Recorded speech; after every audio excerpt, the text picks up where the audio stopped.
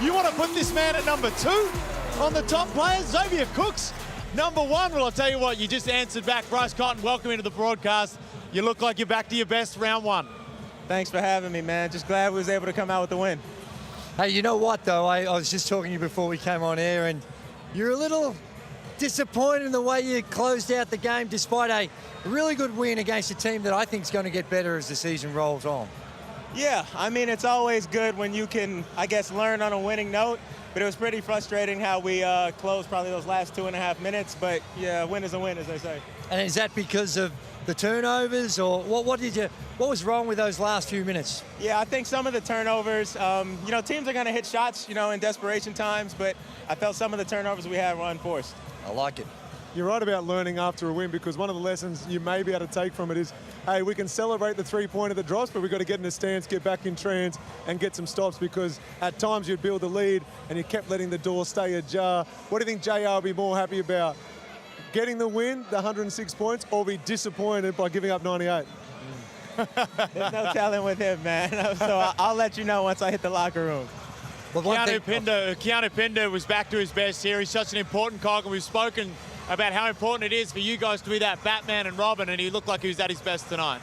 Yeah, I think with us, you know, we have so many weapons on our team. We're all pretty comfortable with how each other plays on the floor, so everybody had spurts throughout the game where they were pretty much taking over, and that just shows the selflessness of this team so far. And I don't know whether it was just the nature of the game, but we know you've got a lot of firepower this season, but as I look at the stats you've had as a team, you've shot it well. You've made 19 threes, but you've taken 47 three-point field goal attempts. Is that something we're going to see regularly this season? I guess we've set the tone with the first game, haven't we? But is that something strategically throughout the preseason that you're putting a point of emphasis on? I think playing with pace, and then from there, whatever the defense gives you from that pace, you take it. Nice. I think the league's already considered the second fastest in the world, just one behind the NBA. But he mentioned the three-pointers. I love all the celebrations, the different ways of celebrating a three. But if you get a layup, if you make a two-pointer, can I start seeing some of these cool ones just with two? Because not all of us can shoot the ball as well as you did tonight. If I do a backboard tap, I'll give you one. Bryce, obviously last year you struggled to start the year, and we saw it in the win-loss column for the Wildcats. Is there anything been in this off-season that you're feeling like this is going to be one of your best years yet? That wasn't me last year. It was somebody else in my jersey, I told you. I thought so. Yeah.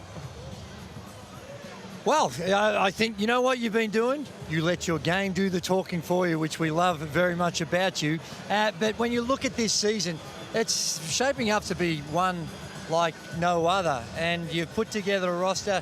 Johnny really spoke about the need to improve on the boards.